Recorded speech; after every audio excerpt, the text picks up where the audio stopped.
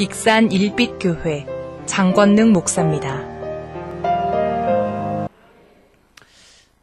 우리 아이들에게는 이런 얘기 할 때마다 조금 미안하긴 한데, 그래도 우리 한국교회 역사니까 아주 오랜 이야기라고 해도 그냥 들어놓으면 나중에 살다 보면 그때는 아이고 무슨 목사님 이렇게 뭐 호랑이하고 뭐 곰하고 담배 피던 시절 얘기인 것 같은데, 그래도 지나고 보면 어떤 영적인 말씀들은 가슴에 이렇게 좀 남아있는 것들이 있더라고요. 1881년 아주 오래전 얘기죠. 우리나라에 처음에 복음이 들어와서 우리나라 초대 시절에 황해도 재령이라는 곳이 있답니다. 황해도 재령, 저 북한을 얘기하는 거예요. 거기에 조그마한 시골에 동북교회라고 있었답니다. 동북교회. 그 교회에는 아주 나중에는 유명했는데 그 당시에는 그렇게 유명하지 않는 장로님이 계셨는데, 정찬유 장로님이 그 교회 장로님으로 시골 교회를 섬기셨답니다. 장로님은 조그마한 이렇게 초등학교 앞에도 문구점을 하면서 아이들의 문구를 팔면서 생업을 이어가는데, 이 문구점이 그렇게 큰 문구점이 아니라 참 생활이 어려웠답니다. 그래서 사실은 장로이면서도 항상 마음에 부담을 느끼면서도 11주를 하고 싶어도 11주를 못하는 그런 어려운 형편에 항상 죄 짓는 마음으로 이렇게 살았대요.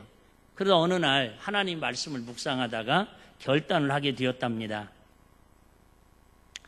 11조를 하나님께 마땅히 할 11조를 떼먹고 드리지 않는다고 해서 내 형편이 더 나아지는 것도 아닌 것 같은데, 이래도 어려운 거 저래도 어려운 거 하나님이 말씀하신 순종하는 마음으로 11조라도 해야겠다 하는 마음으로, 굶으면 굶고 사업이 망하면 망하리라는 마음으로 11조를 어떤 일이 있어도 우선순위로 했답니다. 그랬더니 하나님께서 은혜를 주시고 복을 주셔가지고 사업이 조금씩 좋아져서 어느 날 그 당시 아주 유명한 김육도 목사라는 분이 계셨어요. 아주 깡패 목사님으로 유명한 부흥 강사님이십니다. 인터넷 치면 다 나오는 얘기니까. 그러더니 김육도 목사님이 한번 찾아오셔서 신방을 하는데, 장로님, 내가 볼 때는 장로님은 문방 사업보다는 이제 그 시대에 막 건축붐이 일어날 때니까 건축 자재, 그때는 상휘라고 그랬어요. 상휘. 이게 전방. 하여튼 건축 자재를 파는 그런 사업을 한번 해보라고 목사님이 조언을 해주니까 목사님 말씀에 순종을 한 거예요. 그래서 조그만하게 자재상으로 건축물을 하는데, 마침 그 시대에 신시 하여튼 건축하는 붐이 일어나가지고 집집마다 다 리모델링을 하고 새로 증축을 하고 집을 짓느냐고 자재가 없어서 못 팔 정도로 그렇게 사업이 막 활성화됩니다. 그러다 장로님이 어느 날 자기 집도 이제는 돈도 많이 벌었으니까 그 지역에서는 아주 갑부로, 평양에서는 황해도에서는 두 번째 갑부로 젊은 나이에 이렇게 하나님이 복을 주셔서 부자가 됐대요. 어쨌든 그래서 자기 집을 이제 건축을 하려고 자재도 많이 쌓아놓고 돈도 모아놨는데 당연히 11조는 열심히 했겠죠. 근데 하나님께서 또 찾아오셨대요. 말씀을 묵상하는데, 야, 하나님의 성전은 저렇게 헛스름하고 옛날 집들은 다 그랬죠 뭐. 우리 시골도 어렸을 때 우리 시골 교회 보면요, 기와집이었거든요. 그럼 막 새들이 또 이번 주는 새 때문에 내가 새 됐어요. 막 그 지붕에 새들이 들어가면 막 그것도 형들이 그 지붕에 올라가고 밤에 참새 또 잡고 막 그랬잖아요. 그랬어요. 어쨌든. 그런데 그때도 그랬는데 대단히 1890년대 이 정도니까 지금도 100년도 더 된 일인데. 그래갖고는 교회가 헛스름한 모습을 보면서 감동이 돼가지고, 하나님, 내가 하나님의 성전을 먼저 짓기 전에는 우리 집을 짓지 않겠습니다. 결심을 하고 열심히 모은 돈을 헌금을 하고 하여튼 재산을 좀 이렇게 줄여가지고 그때 돈으로 3만 환. 그러니까 우리 어렸을 때만 보기만 했지 쓰진 않았어요. 10환 이런 돈이 있었어요. 원 전에 우리나라 화폐가 환이었잖아요. 있어, 이드나. 나중에 역사책에 나와. 그래서 3만 환을 드렸는데 지금으로 가치를 치자면 20억쯤 된답니다. 지금도 큰 돈인데 그 당시에는 어마어마하게 컸겠죠. 그래서 땅을 3만 평을 다시 부지를 사고 아주 교회를 그 동네에서 그 지역에서 가장 초현대식으로 예쁘게 건축을 했답니다. 그러니까는 목사님하고 교인들이 너무너무 고맙잖아요. 그래서 거기 우리 교회도 들어오는데 머릿돌이라는 게 있잖아요. 그 머릿돌에다 이렇게 써놨답니다.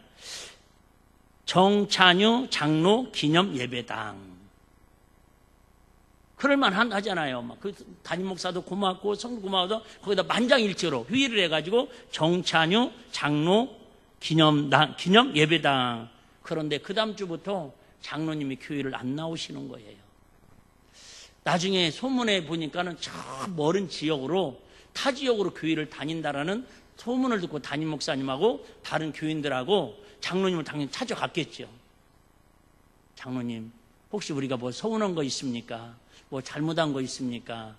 왜 본교회 놔두고 장로님이 그 힘들게 교회 건축 다 해놓고 왜 본교회를 예배를 안 드리고 다른 교회 가서 예배를 드리십니까? 그랬더니 장로님이 정색을 하시면서 그러더래요. 목사님, 제가 지금까지 동북교회에 출석한 것은 그 교회의 주인인 예수 그리스도이기 때문입니다. 그런데 이제는 그 교회의 주인이 바뀌어서 정찬유 개인의 교회가 되어버렸습니다. 더는 사람의 주인으로 앉아있는 교회는 다닐 수 없습니다. 이 말을 듣고 세상이 장로님을 막 존경하고 위해 주려고 했던 마음이었는데 교인의 주인은 내가 20억을 헌금을 했어도 하나님이 교회의 주인이시지 정찬유 장로의 개인의 교회 주인이 아니다. 그래갖고 목사님하고 성도들이 오자마자 그 이름을 싹 지웠대요. 그 다음 주부터 장로님이 다시 교회에 나오셔서 아주 충성하시고 헌신하셨다고 하는 이야기입니다. 그 책에 보면은 이분이 나중에는 노예에 이렇게 큰 역할도 하면서 자기의 수입에 심지어 10분의 8까지 노예를 위해서 그 지역의 어려운 교회들을 위해서 헌신하면서 살았다고 하는 아주 한국교회의 대들보 같은 역사 인물로 이렇게 기록되어 내려오고 있습니다. 무슨 얘기를 하려고 그래요? 아마 장로님은 그 동북교회가 모래 위에 지은 집이 아니라 하나님 말씀인 반석 위에 지은 교회가 되기를 위해서 아마 그런 결단을 하셨으리라고 생각을 합니다. 자, 오늘 숙제 하나 드리려고 그럽니다. 저는 종종 그런 생각을 해요. 저도 내일 모레면 60인데 제가 그냥 웃자고 하는 얘기예요. 아직 졸지는 않지만은 60년을 거의 살면서 목요일 날인가 참 희한한 일을 겪었어요. 이렇게 아파트 단지를 운동하고 이렇게 걸어가는데 갑자기 하늘에서 뭐가 그죠? 위견이 나타났는지 내 머리를 막 치는 거예요. 길가에 그냥 이렇게 걸어가고 있는데 아무리 쳐다봐도 사람도 없는데 그래서 봤더니 세상에 나무에 앉아있던 이만한 새가 내 머리에 그죠? 벌레가 있는지 먹으러 왔는지 막 쫓아에 와서 완전 저 새 됐어요. 오늘 아침에도 차를 딱 타고 나오려고 했는데 내가 볼 땐 그 새 같아. 아니 앞에다가 새똥을 또 싸놨네. 그 오자마자 그죠? 또 새똥을 닦았네 내가 차를. 그래서 내가 그 보면서 새한테 그랬어요. 야, 너의 집을 지키기에는 합당치 않은 집이니까 좀 불편해도 나무에다 지어라. 내가 속으로만 그랬거든요. 어쨌든 숙제 하나 내려드리고 한번 고민해보게 해요. 저와 여러분들의 인생은 쉽게 말하면 지금 내 계획대로 내가 생각한 대로 잘 살고 있습니까? 아니면 내가 바라는 대로 주님이 원하는 대로 내가 지금까지 인생 살아온 것이 반석 위에 지은 신앙이고 반석 위에 지은 인생을 살아가고 있는지, 아니면 나도 왠지 모르게 이러다가 혹시 어려운 일이 오는 거 아니야?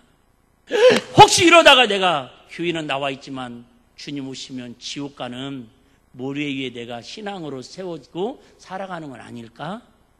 여러분 많은 생각하지 말고 과연 내 인생의 기초석은 모리 위에 세운 집인지 반석 위에 세운 집인지 저도 생각해 볼 수 있겠죠. 우리 일빛교회는 들어온 머릿돌에다가 이 교회의 주인은 예수 그리스도니라. 2012년 2013년 2월 3일이라고 딱 저기다 머릿돌에 써놨는데 몰라요. 우리 교회 머릿돌에 써놨는데 이따 가시면 보셔요. 그렇게 돌판에다가 새기긴 했지만 과연 100% 우리 일빛교회의 기초는 과연 예수 그리스도 반석 위에 세워진 교회인지 아니면 어느 교회도 가보면 그러더라고요. 강대상은 어느 가정에서 해놨다고 막 이름들을 새겨놓고요. 의자, 피아노도 그죠? 어느 장로님 가정에서 그죠? 기증했다고 막 이름들 새겨놓은 것처럼 혹시 사람의 공로와 사람의 이름과 헌신을 통해서 교회가 모래 위에 세워진 교회는 아닌지 우리 20주년 우리 교회를 이제 보내고 있는데요. 한번 생각했으면 하는 마음으로 오늘 마태복음 7장 24절에서 29절 말씀을 통해서 반석 위에 지은 집이라는 제목을 정했지만 다른 제목으로 다시 한번 말씀드리면 내 인생의 집은 어디에 짓고 있습니까? 내 인생의 집, 내 인생의 집. 우리 가정의 집은, 우리 가정의 신앙의 집은 과연 어디에다 짓고 있을까?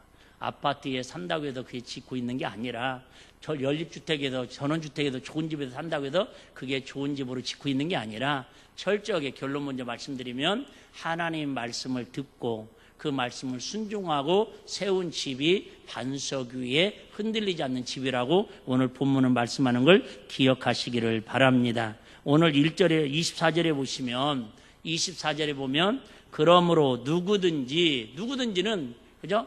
이방인이든 유대인이든 바리새인이든 서기관이든 저와 여러분들이 남녀노소 빈부귀천 다 막론하고 누구든지 나의 이 말을 듣고 자 여기 중요한 단어 여기 기억하셔야 돼요. 자 나의 이 말을 듣고를 여러분들이 찾아내야 돼요. 나의 여기서 나는 누구예요? 예수님. 여기서 주어 나는 예수님이에요. 자 그러면 예수님께서 하신 이 말 그러면 이 말은 무슨 말일까요? 말이 두 말이라는 뜻이에요. 이왕 오늘 새해견 얘기 새 한 번 더 얘기하고 넘어갈까요? 우리 어떤 시찰 목사님이 이렇게 그 교회 주변에다가 새 집을 졌는데 새가 알을 낳더래요. 근데 새가 알을 낳는데 새 알이 두 알이더래요. 그 목사님하고 사모님하고 지금 싸우고 있대요. 어머 여보 여기 새 알 낳았어. 새가 알 낳았어. 새 알 낳았어. 그러니까 목사님 뭔 새 알이야. 두 알이 있구만. 웃는 사람은 말귀를 알아듣는 거 지금. 그래서 새 알이냐 두 알이냐 어떤 게 맞냐고 지금 논쟁을 하고 있길래 제가 그냥 하여튼 새 알든 두 알이든 부부간에 화목하는 게 좋다고 내가 카톡 보냈어요. 이 말을 잘 들어야 돼. 이 말은 무슨 말이냐면 기억하라고 해드리는 거예요. 예화를. 마태복음 5장부터 지금 오늘 7장까지 이걸 뭐 하라고 그런다고 그랬죠? 산상수훈 하나님 나라의 뭐라고 그랬죠? 주부에는 대헌장. 쉽게 말하면 하나님 나라의 뭐와 같은 거라고요? 헌법과 같은 거라는 거예요. 헌법과 같은 거. 국민교육 옛날에 헌장 같은. 그래서 이 말은 뭐예요? 한마디로 말하면 마태복음 5장부터 쭉 지금 아시죠? 팔복부터 시작해서 비판하지 말라, 정죄하지 말라, 뭐 우리를 가면 심리를 가라, 쭉 이런 얘기 하는 거거든요. 지금 대접을 갖고도 먼저 대접하라, 먼저 그 나라 의를 거라, 이 모든 걸 너에게 더하리라, 쭉 이런 얘기 하는 거예요. 그런데 이 모든 말씀을 듣고 이 얘기예요. 지금. 자 어디에도 또 나오죠? 26절에 똑같은 말이 또 나와요. 26절. 나의 이 말을 듣고 이해되죠?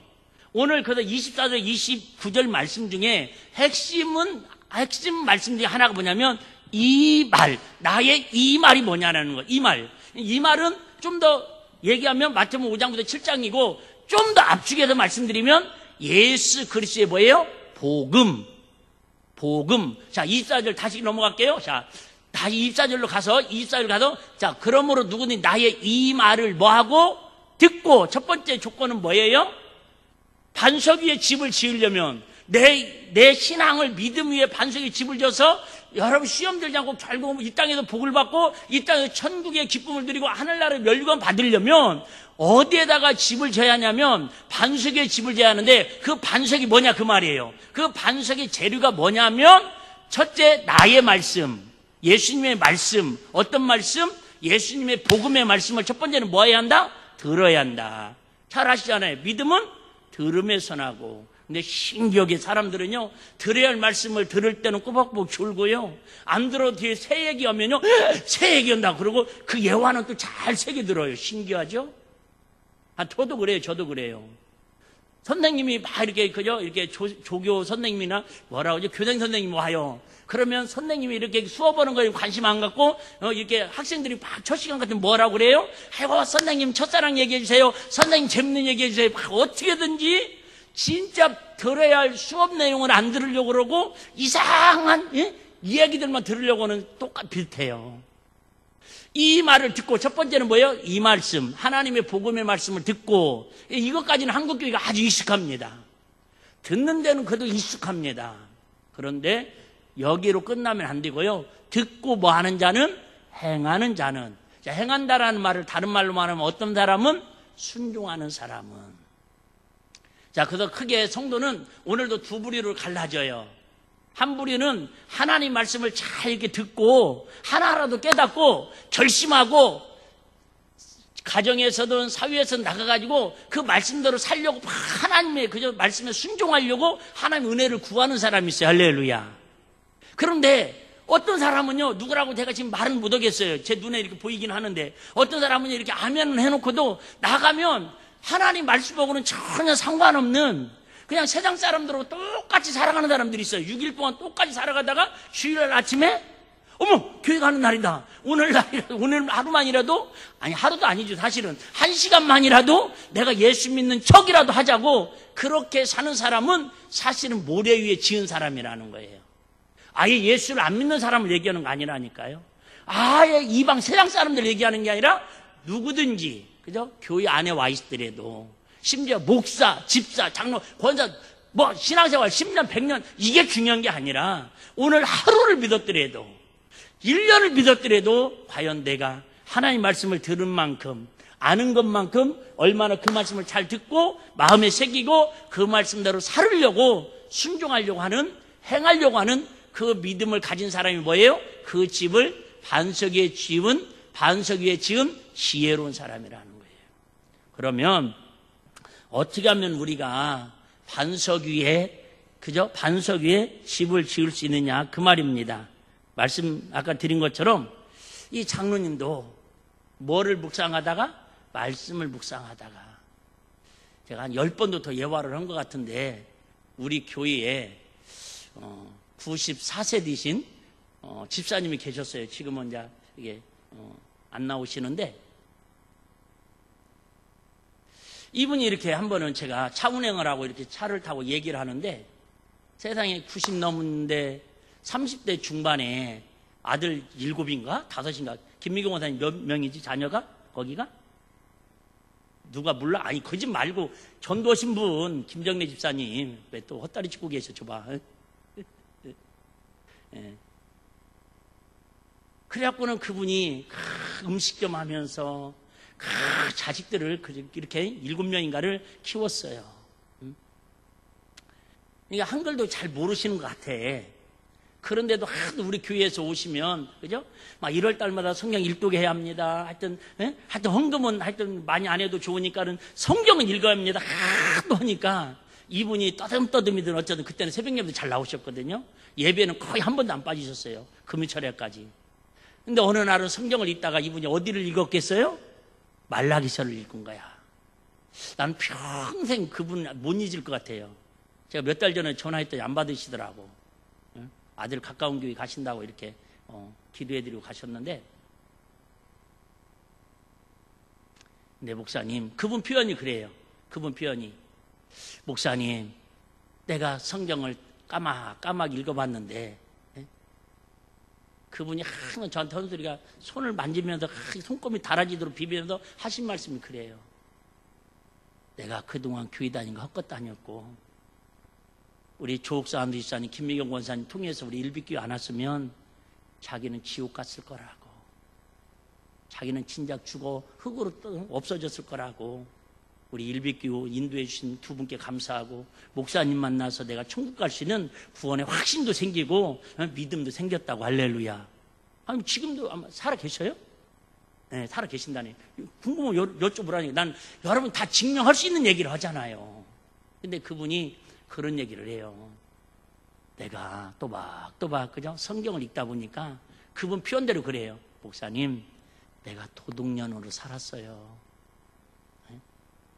내가 어렵다고 힘들다고 내가 도둑년으로 살았어요. 그 내가 놀래가지고 뭔 얘기예요 집사님 그랬더니, 성경에 보니까 하나님의 그저 11조를 떼먹으면 거기 도둑질이라고 써놨더만요. 세상에 그 다음부터 그분이 자녀들이 이렇게 용돈을 주면 모아가지고 11조를 꼭 드리는 거예요. 그럼 하는 얘기야, 목사님 나는 감사원금도 많이 못 드리고 나는 1천번제도 뭔지 잘 모르지만은 내가 성경 보니까 11조는 해야겠다. 뭐가 그 마음을 변화시켜서 순종시키는 거예요? 말씀이. 여러분, 그게 바로 은혜고요. 그게 그분이 당당하게 신앙 고백할 수 있는, 나는 오늘 죽어도 천국 갈 수 있다고 하는 신앙의 고백이. 할렐루야. 얼마나 복이에요. 여러분 아시는 것처럼 익산에서 어린이집 손자가 제일 크게 온다니까요. 바로 울타리 쌓이고 교회가 있어 봤죠. 그런데도 다녔어요, 며느리 권사님하고도. 근데 자기는 그렇게 몇십 년을 다녀도 구원의 확신, 천국, 그게 아니라는 거예요. 여러분, 말씀을 듣는 걸로 끝나지 마시고, 그러니까 말씀을 듣는 걸로면 우리가 교만해 줄 수 있어요. 아이고 목사님 저번 주에 하신 또 얘기하시네. 아이고 저번에 한 얘기 또 얘기하네. 말씀을 듣는 걸로 끝나면 우리는 교만해도 좀 괜찮아요. 근데 말씀을 듣고 어디까지 돼야? 순종해야 반석이 세우니까, 여러분 순종은요, 여기 성령 충만한 거하고 똑같아요. 순종을 하면 할수록 어려운 것 같고요, 하면 할수록 부족한 것 같고, 하면 할수록 아쉬움이 남는 게 순종이고 충성이에요. 이해되시면 아멘. 그렇잖아요 여러분. 하나님의 일은 그래요. 하나님의 일은, 세상 일은 조금 하고 나면 나름대로 만족이 있어요. 만족이 있습니다. 야, 이 정도면 됐지 뭐. 돈도 이 정도 벌었으면 됐지 뭐. 공부도 이 정도 했으면 만족하죠. 그런데 여러분, 하나님의 일만큼은 해보니까 하면 할수록 만족은 없고 아쉬움과 부족함과 하나님의 은혜 앞에 더 충성하지 못하는 부끄러움만 남더라, 그 얘기죠. 듣고 순종하는 사람은.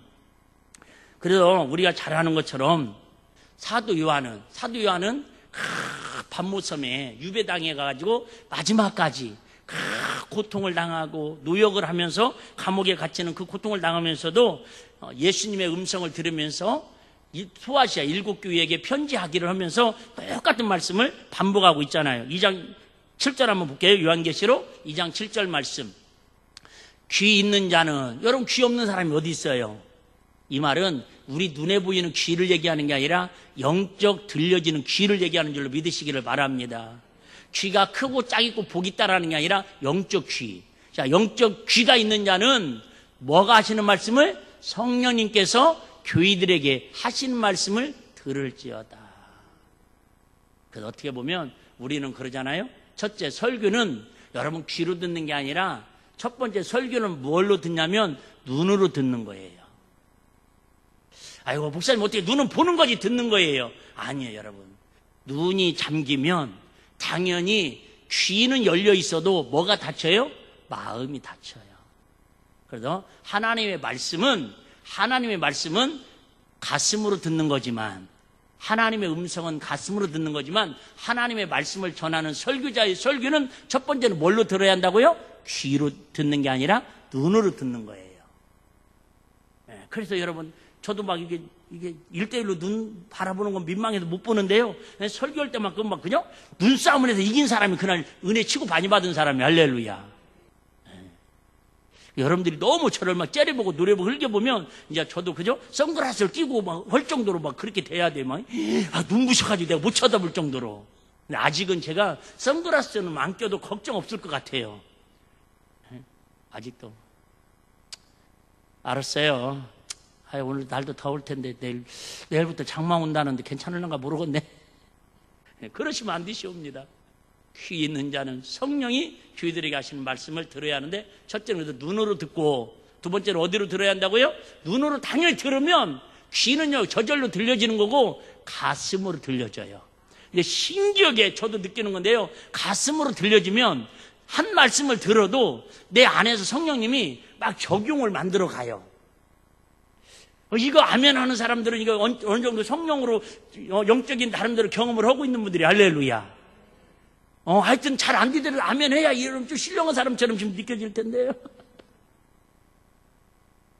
그러잖아요. 예를 들면 똑같이 선생님이 하시는 말씀도 마찬가지야. 부모님이 하시는 말씀도 마찬가지야. 부모님 말씀이 예를 들면 너 이거 이렇게 뭐 하라고 이렇게 지시를 하면요, 그걸 가슴으로 듣는 순간에 내 마음에서 그냥 네 하고 그것만 하는 게 아니라 나름대로 그 안에서 갈등이 일어나죠.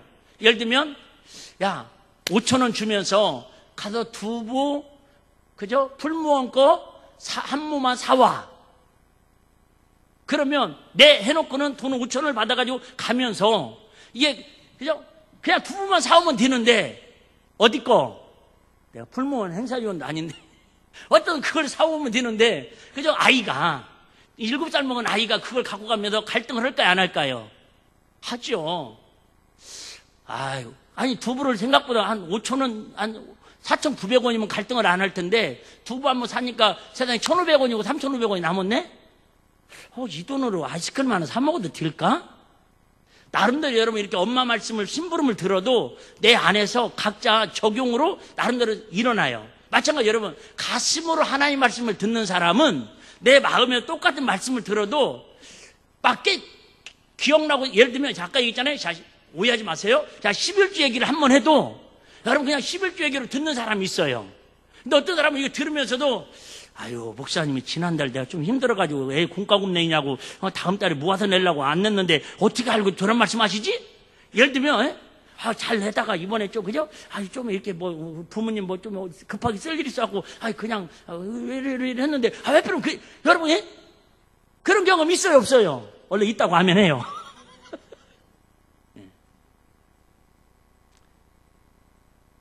성기순례를 제가 2번 갔다 왔는데 처음에 갈 때 그 어떤 선교사님이 가이드로는데 그 얘기 하더라고요. 아마 목사님들은 2주 동안 이 성기순례를 다니면서 평생 설교의 재료를 아마 준비할 수 있었을 것이라고.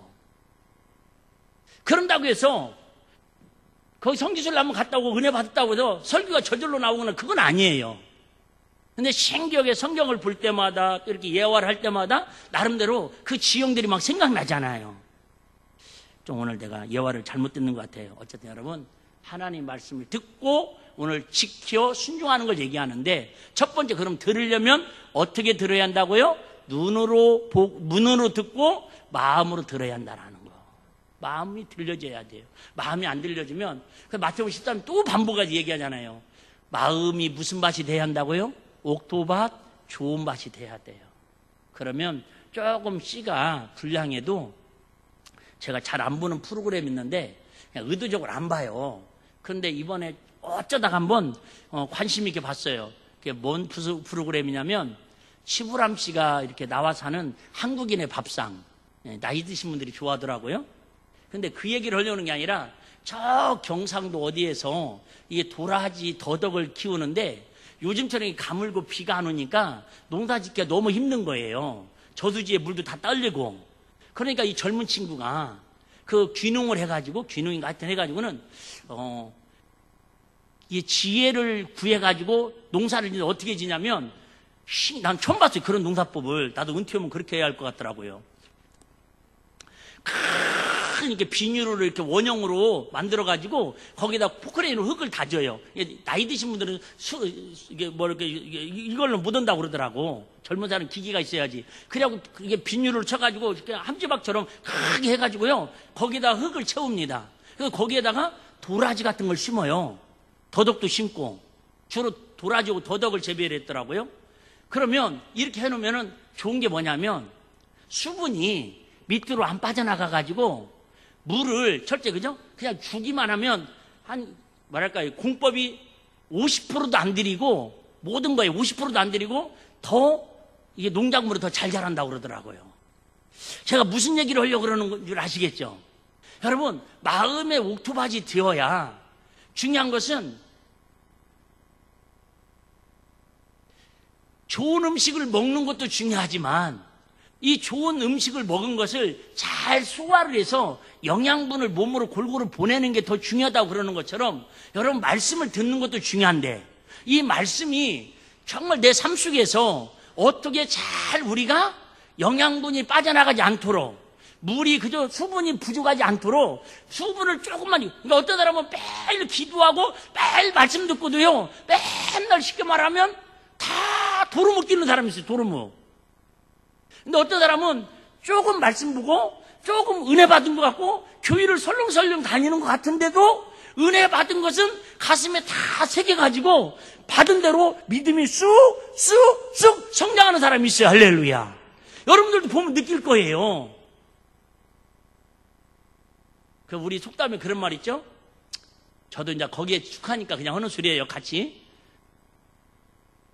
나이 드신 분들은 나이 먹을수록 미운 짓만 골라서 하고 아이들은 자라면서 이쁜 짓만 골라서 한다고. 이걸 제가 영적으로 한번 저를 보고 한번 적용을 해봤어요. 교회에서 더 신앙생활을 오래 하고 믿음 생활 더 오래 하고 직분을 받고 그러면 더욱더 하나님 앞에 겸손하고 예배도 더 열심히 드리고 다른 건 몰라도 그죠? 아멘이라도 크게 하고 그래야 하는데 좀 신앙을 더 알수록 목사님 설교를 많이 들을수록 더 고목나무처럼 패답처럼 아이고 또 오시네 또 오시네 또 오시네 또 오시네 또 오시네 또 오시네 또 오시네 우리의 모습이더라. 우리의 모습.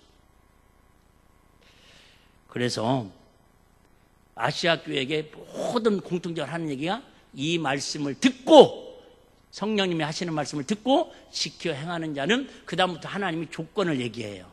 그러니까 조건이 우선이 아니라 기초서. 그러니까 여러분 그러잖아요. 수의사들이 건물을 어떻게 지느냐 재료보다 더 중요한 건 뭐예요? 기반공사부터 먼저 해야 한다 그 말이에요. 기초가 무너지면 여러분 다 그냥 삼풍백화점처럼 광주에 무너진 현대 그 백화점처럼 우르르 그 아파트처럼 무너질 수밖에 없다라는 거예요. 우리도 마찬가지예요. 여러분 믿음으로 정말 믿음으로 이 믿음이 무슨 믿음이에요? 하나님의 말씀을 넓게는 마태복음 5장에서 7장 엑기스로는 예수님의 복음의 메시지 예수님의 복음의 메시지를 듣고 지켜 행하는 그 신앙이 뭐라고요? 반석 위에 세운 기초석이라는 거예요. 그 다음부터 이제는 끝난 게 아니에요. 그 다음부터 여러분 우리가 원하는 설계도대로 그 다음부터 우리 인생을 우리의 교회의 모습을 우리 가정의 모습을 우리의 그저 신앙의 모습을 아름답게 그 다음부터 세워가는 거예요. 이해되시면 아멘. 많은 분들은 또 반석 위에 집을 졌다고 반석만 준비됐다고 끝났다고 나 하나님 말씀 들었어. 난 좀 순종해서 아니라니까요. 그래서 참 내리는 결론은 참 신앙생활 첫 번째는 어렵고요. 두 번째는 어려운 신앙생활이 좀 맥풀리는 소리 해도 죄송한데요. 끝이 없어요. 네? 신앙생활이 해도 끝이 없다니까. 네? 누구 같아요? 엄마들의 욕심하고 하나님 욕심하고 비슷하신 것 같아. 네? 그죠? 엄마들은 다 그런 거 아니에요. 일반적으로 하는 얘기예요. 엄마들은 아기가 막 태어나면 뭐라고 그래요? 수고했다. 응? 하여튼 건강하게만 튼튼하게만 자라다오 막 그래요. 손주 보면서만 손자 손녀 보면서 그러다가 이제 유치원만 들어가면 야 너 학원 다 갔다 왔냐? 너 한글 떼었냐 안 떼었냐? 영어 공부했냐 안 했냐? 그다음에 이제 학교 들어가면 이제 아주 경정사이가 일어나죠. 너 몇 점 맞았냐? 응? 아니 건강하기만 하면 된다면서요. 근데 여러분 그것도 욕심이요. 아시는 건 여러분 아이들 중에서도 건강하게 태어나지 못하고 태어났어도 여러분 그저 건강하지 못한 아이들이 생각이 얼마나 많아요.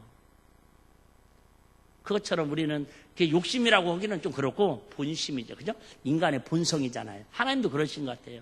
하나님도 조금만 우리가 신앙생활 잘하면 야 수고했다. 그 정도면 됐다. 내가 나머지는 다 해줄게. 이런 적이 한 번도 없으셔요. 만족할 줄 몰라요. 우리 하나님은 쉽게 말씀드리면 주일 낮 예배 드리면요. 우리 목사님하고 똑같네. 주일 낮 예배 드리면 그래 일주일 동안 힘든데 피곤한데 정말 주일 낮에라도 와서 예배 드리니까 참 이쁘다. 참 고맙다. 내가 나머지 시간은 내가 복의 복을 팍 주리라. 이렇게 하면 얼마나 좋겠어요? 꼭 낮에 나온 사람은 하나님이 그저 은근히 음성을 들려줘요. 여러분이 안 들으니까 주의 종을 들려줘요. 야, 이왕이면 조금이라도 한 살에 젊었을 때, 좀 사지라도 멀쩡할 때, 저녁 예배라도 나오면 안 되겠냐, 냐.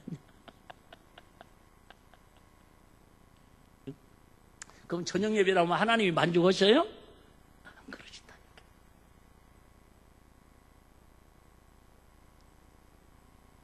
그러면 하나님은 무엇 때문에 우리에게 복음의 말씀을 듣고 순종하라고 하십니까? 한마디로 말하면 뭐예요? 지혜로운 사람이 되게 하시려고. 지혜로운 사람은 어떤 사람이에요? 말 그대로 여러분 은혜, 성령 충만이 얘기했잖아요. 지난주에 사도행전 6장에서 7 집사를 뽑을 때에 믿음이 충만한 사람, 다른 말로 말하면 지혜와 성령이 충만한 사람. 여러분 어쨌든 지혜가 하나님 주신 은사 중에 최고예요. 할렐루야. 지혜가 없으면 여러분 집을 줘도요. 저기 진천에 우리 그 시골에 있는 목사님이 시차리를 한다고 거기를 한번 가봤는데 그 앞에 조그마한 이렇게 내가 볼 때는 운막 같은 걸 짓는데요. 세상에 그 운막을 짓는데 지금 6개월째 짓고 있대요. 아니 내가 봐도 우리 집사님들하고 이렇게 내가 볼 때는 한 이틀이면 질 것 같은데 6개월을 짓는데요. 그러니까 일할지도 못하는 사람들이 인부가 맡아가지고는 일을 하다가 하여튼 막 이렇게 하여튼 그렇게 해가지고는 또 하다가 못 온다고 도망가가지고 다른 사람은 또 그러고 있다라는 거야. 참 그걸 보면서 이 설계가 뭐랄까요? 지혜가 얼마나 중요하다라는 걸 우리가 알 수가 있습니다. 우리 교회 건축도 마찬가지예요.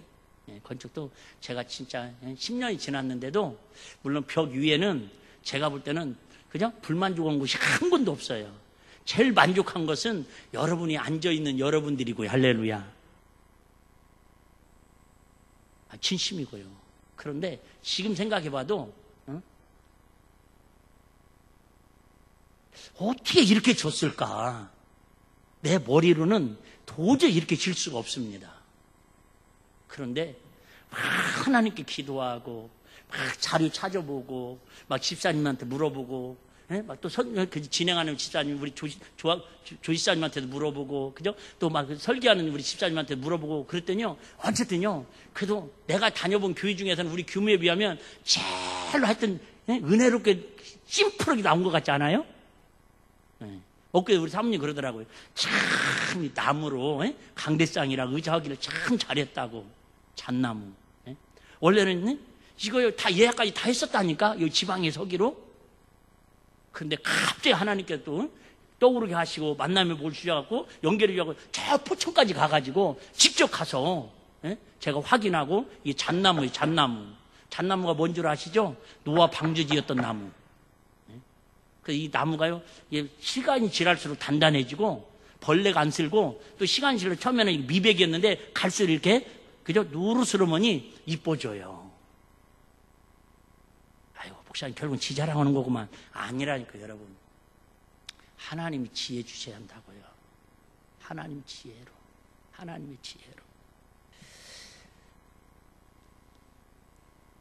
마가복음 8장 38절 한번 볼까요? 이 시대는요, 왜 지혜가 필요하냐면 마귀가 우리를 가만 내버려두지 않으니까 그래요. 누구든지 이 음란하고 죄 많은 세대에서 나와 내 말을 부끄러워하면 인자도 아버지의 영광으로 거룩한 천사들과 함께 올 때 그 사람을 뭐하리라? 부끄러워하리라. 그래서 여러분 시편 119편 9절에 6절부터 보면은 우리가 어떻게 하면 순종하는 반석의 집을 지을 것인가를 쭉 설명을 하고 있습니다. 자, 제가 한번 빨리 읽을게요. 9절에 보면 청년이 무엇으로 그 행실을 깨끗해 하리까? 여러분 요즘 청년들도 싸잡아도 죄송하지만은요, 여러분 청년들은 진짜 이 생각과 마음과 그죠 행동을 거룩하게 깨끗하게 하기가 쉽지 않아요. 왜? 내일이 없어요. 그냥 오늘이면 그죠? 돈 벌어서 오늘 쓰고 먹고 마시고 사치하고 이 쾌락과 향락 속에 빠져 있는 게 요즘 세상에 있는 청년들의 모습이잖아요. 미래가 없다니까요. 꿈도 없다니까요. 그런데 그 청년들을 무엇으로 그 행실을 깨끗하게 하리까? 오직 주의 말씀을 따라 삼갈 것이니라. 여러분 하나님의 말씀을 지키기로 결심할 때에 여러분 하나님께 청년 같은 그런 진짜 세상 유혹이 많을지라도 이길 수 있다 그 얘기예요. 10절입니다. 내가 전심으로 주를 찾아 싸우니 주의 계명에서 떠나지 말게 하소서. 한마디로 말하면 마음과 뜻과 정성과 힘을 다해서 주님을 찾고 살아야 내 마음에 두었나이다. 그죠? 주의 말씀을 전심으로. 여러분, 그러니까 죄송해요. 제가 좋아하는 말 중에 하나가 뭐냐면 공부하는 아이들에게는 집중력, 이걸 갖다가 우리에게는 뭐라고 얘기했냐면 몰입감입니다. 몰입감. 한마디로 보면 여러분, 반석 위에 말씀에 어떻게 하면 순종할 것인가 들은 건 알아요. 근데 순종하는 건 저도 안 되는데 어쨌든 그 말씀 한 말씀 붙들었으면요 막 몰입을 하는 거예요. 집중을 해보는 거예요. 막. 제가 야고보서를 읽다가 젊었을 때, 전도사 때 야고보서를 읽다가 지금도 입이 거친데 그때는 군대에서 막 제대하고 나왔더니 입이 내가 봐도 거칠더라고요. 그때에 비하면 지금은 은쟁반 속에 굴러가는 사과 같아요. 그죠? 멋대가리 없지 뭐. 알아요 저도. 그런데 이게요 습관이 그냥 저절로 나오는 거예요. 설교하다가도. 에? 얘기했잖아요. 아침 창피한 얘기는 안 하는 게 좋은데 어쨌든 고치고 싶은데 안 되는 거예요. 어느 날 제가 저기 대성리 우리 청년들 데리고 수련을 갔다가 야고보서를 묵상을 하다가 오지금 혀가 하여튼 길들이기 힘들다고 그래서 재갈을 물리라는 말씀이 나오잖아요. 야고보서에. 그래서 제가 돌멩이를 많은 걸 몇 개를 주워가지고 하여튼 물고 다녀봤어요. 피나도록. 근데 그때는 너무 불편하니까 그래 내가 은혜 쓰러진 않은 말은 부정적인 말은 욕이나 이런 혈기 말은 안 해야겠다고 다짐을 했는데 세상에 불 빼자마자 3분도 안 돼가지고 막 나오던데요. 뭘. 그만큼 우리가 고치기가 어려워요. 왜? 내가 결심만 해서 들어서 알아서 고쳐지는 게 아니라 세상이 그죠? 마귀가 좋은 밭에다가도 뭐 한다고요? 밤새도록 덧뿌리고 간다라는 거예요. 그래서 우리 눈만 뜨면 그렇게 살도록 마귀가 유혹할 수밖에 없어요. 한 가지 예언만 하고 마치겠습니다. 할 얘기는 많은데 저 맥스 누케이도라고 하는 그 저자가 쓴 책에 하나님이 당신의 이름을 속삭일 때, 하여튼 제목이 참 은혜스러워요. 하나님께서 당신의 이름을 뭐 할 때? 속삭일 때. 그러니까 하나님이 막 저와 여러분의 이름을 막 속삭여. 근데 누구도 속삭이려고 그래요? 마귀도 막 우리의 이름을 속삭이려고 그래요. 새벽마다 누구 정부에 가면 새벽 2, 3시에 마귀가 모여가지고 귀신들하고 전략회의를 한대요. 그래서 여러분의 막 이름을 불러가면서 오늘 어떻게 교회 못 가게 하지? 어떻게 오늘 시험 들게 만들지? 오늘 설교 시간에 어떻게 하면 졸게 만들지? 어떻게 잡생각 만들지? 막 애들은 오늘 엄마 앞에 그죠? 나 교회 안 가! 돈 안 주면 안 가봐. 어떻게 하면 짜증내게 만들지? 이렇게 우리의 이름을 마귀가 불러가면서 전략회의를 한대요. 그런데 그런 회의에 이름이 올라가면 큰일 나겠죠. 뭔 말인지 모르면 어쩔 수 없어요. 근데 하나님께서 당신의 이름을 속삭일 때, 그죠? 천사들하고 야 오늘도 우리 일비교회 어떤 성도 참 오늘도 은혜 주셔야 하지 않냐? 오늘도 문제 해결해 주셔야 하지 않냐?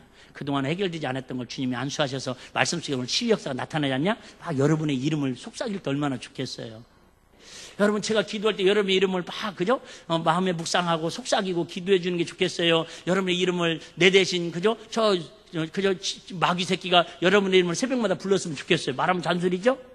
어쨌든 그 책에 나오는 이야기인데 이런 얘기예요. 그냥 예화로 한 얘기예요. 미국에서 이런 쇼 프로그램이 있었대요. 가족들을 다 초청을 해가지고 가족을 초청해가지고 $10,000,000를 드립니다. $10,000,000가 또 얼마인지 머리가 안 되는데 지금 현재 돈으로 한 120억.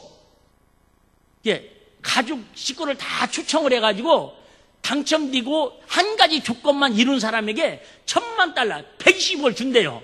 그래서 그 가족이 이게 초대장이 왔대요. 초대장이 와야 갈 수 있는데 그 초대장을 받고 온 가족이 엄마, 아빠, 할아버지, 할머니 그저 자녀들하고 막 갔대요. 대식구가 가가지고는 야 아버지가 그랬대요. 설마 내 이름은 안 부를 거야. 그 가족 중에서 한 명만 딱 이름 선택 돌려가지고 선택되면은 그 사람이 이제 대표로 나가고 $10,000,000를 받느냐 거절하느냐 그 결정자가 되는 거예요. 근데 아빠가 나는 아니야 가슴 떨려. 그런데 세상에 아빠 이름이 불리니까 엄마가 막 와! 하고 막 좋아하는 거예요. 사위자가 아빠한테 얘기합니다. 제가 오늘 한 가지 조건에만 동의하면 당신은 $10,000,000를 받게 됩니다. $10,000,000를 줄 것입니다. 그러면서 하는 얘기가 이 조건 중에서 몇 가지 주권, 7가지 주권 중에서 한 가지만 택해도, 한 가지만 순종해도 120억을 주겠다라는 거예요. 120억을 준다는데도 관심 없는 사람들은 1,000원 줄게요. 1,000원.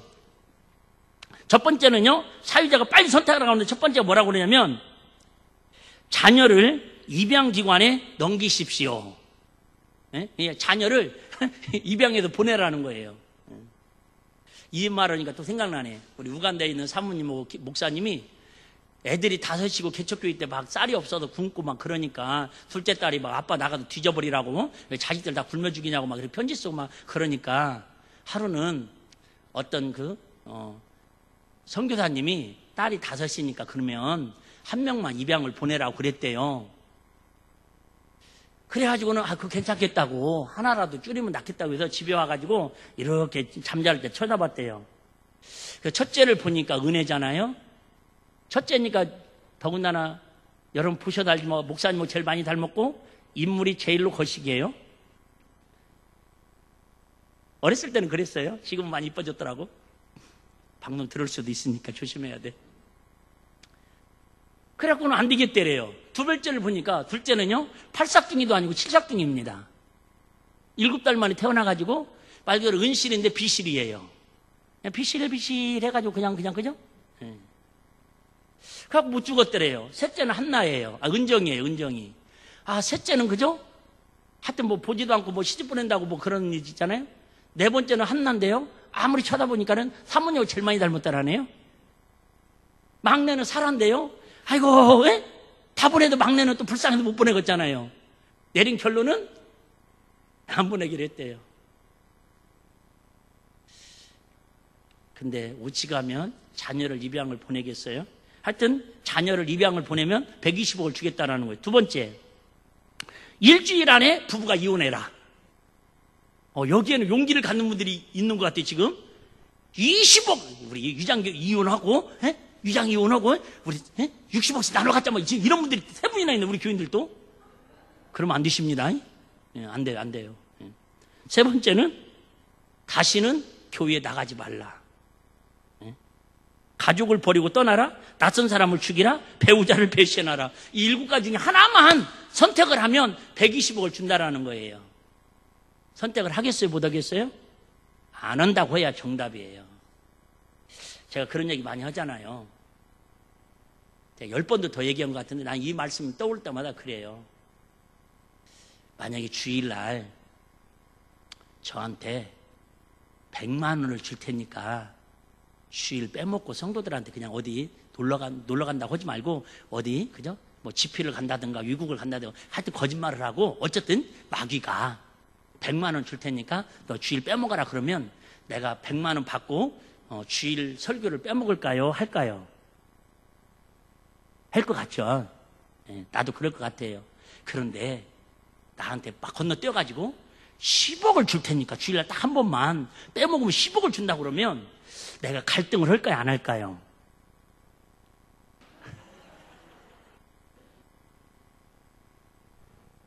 이게 여러분들에게 내드리는 숙제입니다. 어쨌든 물론 말이 조심스러워요. 조심스러운데 가족을 120억에 이혼하거나 입양시키거나 교회 다니는 걸 포기할 수 없듯이 여러분 그렇게 소중한 게 하나님 말씀 앞에 순종하는 일이에요. 그러면 지금은 여러분 그 돈이 나한테 안 오는 것 같지만 하나님은 아시죠? 천국에서 120억짜리가 아니라 1000억, 아니 돈으로 상상할 수 없는 하나님 나라 집을 우리 예비한 걸 안 믿어지면 여러분 오늘이라도 정말 금식하면서 기도해야 한다니까. 할렐루야. 이게 믿어지신다면 우리 한 말씀이라도 이걸 민족을 위해서 기도하면서 또 성령 충만을 기도하는데 오늘 한 말씀이라도 가슴에 나한테 와닿는 말씀이 있다면 들은 걸로 끝나지 마시고 이 말씀을 내가 지킬 수 있도록 하나님 힘 달라고, 하나님 은혜 달라고, 하나님 능력 달라고, 그것이 우리 믿음의 반석이 되고 우리 믿음의 신앙의 재산이 되고 지초가 되는 우리 일백교회 성도들이 다 되시기를 주의 이름으로 축복합니다.